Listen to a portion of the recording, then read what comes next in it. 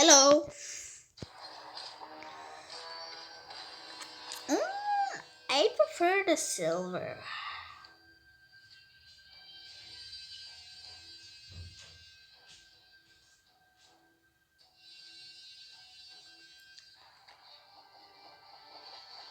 Hello.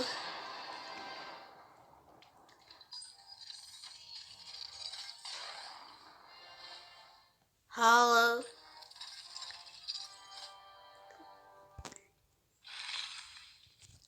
Gold.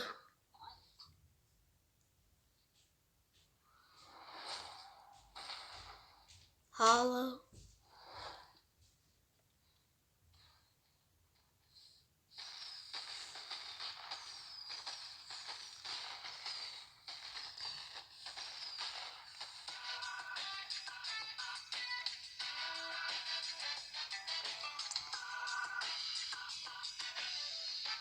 That's just embarrassing. That's right, guys. It's time once again. Music? Alright, guys, the challenge is simple. To pick up the loot, we need to guess the loot. Every single time. OG Fortnite skins. Some of them look awesome. Some of them look pretty boring. But they've all got one. Ladies and gentlemen, Epic have Where's really outdone Mexican themselves this Jordan? time. They've raised the bar, or should I say, they've lowered it to levels that I didn't even know existed. We've had a pretty big mix of mythics this Fortnite season. Starting off with Doctor Doom, who was kind of alright. Then things really turned up a notch when Iron Man was added into the game, and the Uni Beam, which could blast through walls and almost one-shot people if they didn't have shields, was added and really just made everything else look kind of crap. Now, since then, we've had things all over the place. We've had the Silver Surfer board, which was obviously amazing. We've had things like Storm's Mythic, which is a bit more niche, but not totally useless. However, last night, Epic decided that they were done adding anything that was potentially good. No, they have given us the brand new, the worst, the most useless mythic in Fortnite history. That's right, it's Black Panther. Now, from what I can tell, this thing I is hate supposed to you. look Black pretty Panther damaged. died. Why aren't you playing respect? Alright, I'm finally doing on this channel Among Us. Name, innocent, public, find game. Well, that didn't work. I don't think the heck is. I've said it before and I'll say it again. I love computers. I'm a little nerd boy, and I've always been fascinated by the idea of hacking. Even before I really knew what that was, it just seemed cool. It was a mysterious world that only a select few understood. But it doesn't need to be mysterious. It's actually a pretty chill place, and I'd like to show you around. But first, a word from our sponsor. Alright, so there's this brand called Mischief, and every 2 weeks they do a drop. What's a drop, I hear you ask? Good question. See this? It could be anything. Sometimes it's a physical thing you can buy, like a dog collar that curses whenever your dog barks. Here's the thing though, that one sold out in seconds and got on national news shows, so you've probably seen their drops and didn't even know it was them. Sometimes the drops are digital, like the time they made a font exactly like Times New Roman but wider, so you can cheat on your next English paper. You're welcome. Anyway, they just released an app, so you can be the first to find out what the next drop is. No two drops are the same, and some of them are secrets only available in the app. See where I'm going with this? No, because I haven't said it yet. The app has a messaging feature, and I'm not sure who the messages get sent to, but somebody at Mischief has to read them, right? So I thought it would be funny if all 1.5 million of you downloaded the app and spammed them with, I don't know, that part's up to you. Poop emojis, Shakespearean poetry, the entire B-movie script. Mischief specifically told me not to say anything about spamming the messenger because it'll bring down their servers or something, but I'm gonna go ahead and file that under good problems to have, so I may never get another sponsor, but if we can take down some servers with poop emojis, well, I think that'd be pretty funny. Please go to mschf.com and troll my sponsors. I heard they like Mischief.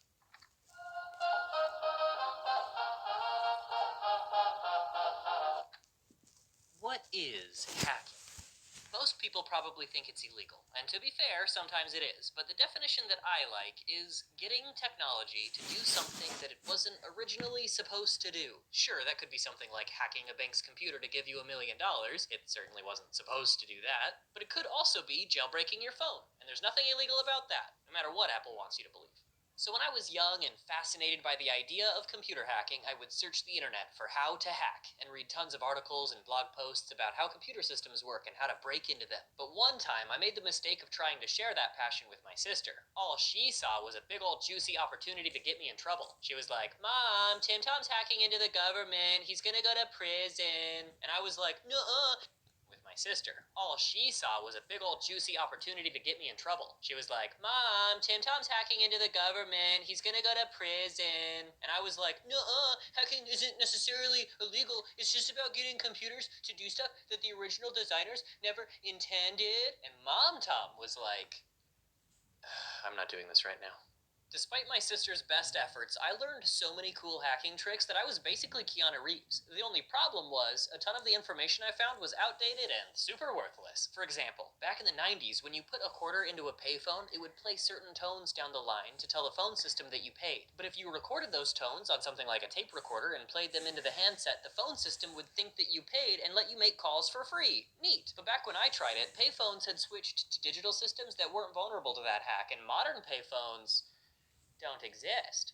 Thinking back on it, a lot of the information I found was about how the phone system works, or used to work, which kind of makes sense. Phones were the network that connected everybody's homes and businesses before the internet was a thing, and phone hacking, or phreaking as the cool kids called it, used to be a big part of being a hacker. My favorite thing that I learned from my phreaking days almost did get me in trouble with the police. Basically, I learned how those old rotary phones worked, and I figured out that I could dial a phone number by just taking the phone off the hook a bunch of times in the right pattern, kind of like Morse code. I thought the idea of dialing a phone number without pressing any buttons was neat, but I also didn't expect it to work. So I used that trick to dial the first phone number I could think of. 911. Once the phone started ringing, my heart sank and I hung up, but it was too late. The police had already traced the call. The cops showed up to my house like 30 minutes later, and I was just like, "Oh, gee willikers, well, I sure didn't dial 911. Yep.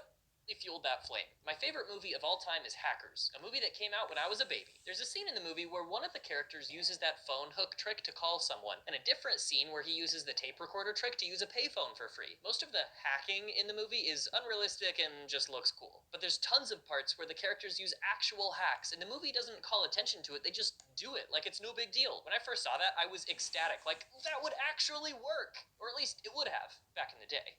Nowadays, hacking doesn't revolve around the phone system nearly as much, and as I've gotten older, I'm usually less interested in breaking stuff. But I still think that mentality is a great way to look at the world. Instead of accepting things as they are, or as they were intended to be, approaching everything with a little bit of mischief just makes life more interesting.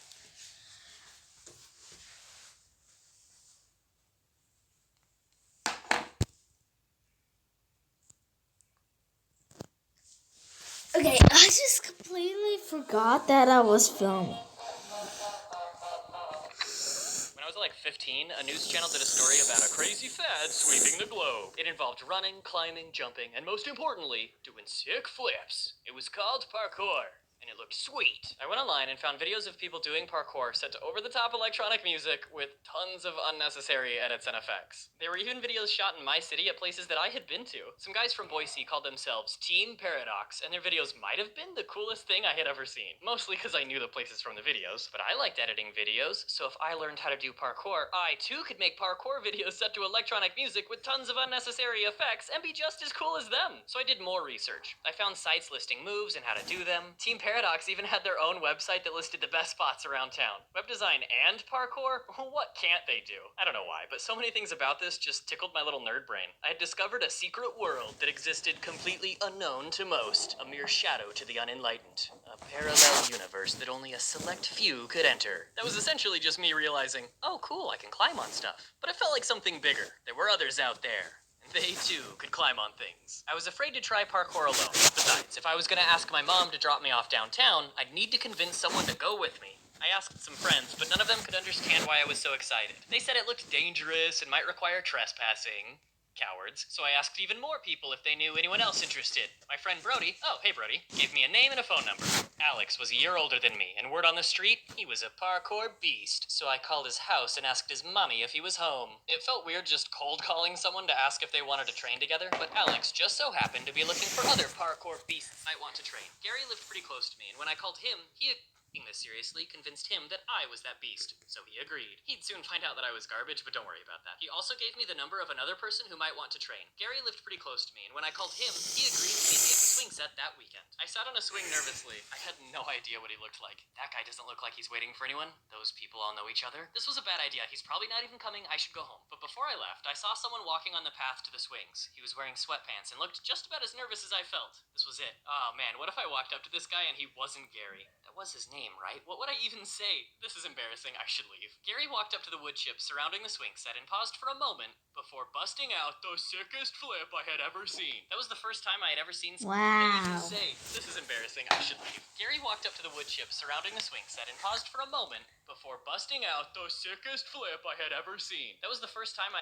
Right? What would I even say? This is embarrassing. I should leave. Gary walked up to the wood chips surrounding the swing set and paused for a moment before busting out the sickest flip I had ever seen. That was the first time I had ever seen someone do a flip without, like, a trampoline, and I was in awe. I went over to introduce myself, and we've basically been best friends ever since. Finally, I had someone to make sick parkour videos with. For the next several years, we trained and practiced parkour at every possible opportunity. We honed our craft and pushed our mortal bodies to their limits.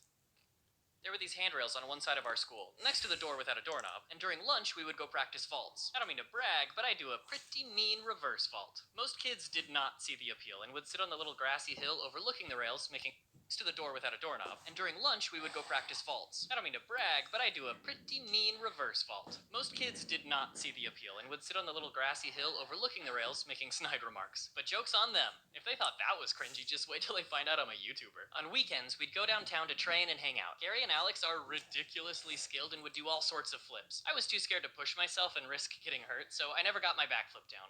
Maybe one day. If you're gonna practice flips, it's really important to have a safe place to land, like a big old cushion. The problem is that when you're swinging through the concrete jungle, there's not usually an abundance of cushions laying around. But one day, we happened to cross a mattress behind a parking garage. I wasn't about to sleep on it, but for breaking falls, it'd do. I practiced a front flip or two. Gary did acrobatic stunts that make your brain explode. The usual. The next week, we went back to the same place to find the mattress had been... wasn't about to sleep on it, but for breaking falls, it'd do. I practiced a front flip or two. Gary did acrobatic stunts that make your brain explode. The usual. The next week, we went back to the same place to find the mattress had been hauled away and replaced with a new mattress, which was great. 2 weekends of flip practice in a row. The next week, the same thing happened. In fact, every time we went to the mattress spawn point, an entirely different mattress was waiting for us. I'm talking Tempur-Pedic, memory foam, crib. The parkour gods were smiling upon us. We got into all sorts of places that most people didn't even know existed. Just about any building I wanted to get on top of, Gary was more than happy to co-sign my bad decisions. The Albertsons down the street from our school had a couple pipes running up the side that you could climb to the roof, until they added a security camera. There must have been so many security systems sold because of us. I bet that really stimulated the economy.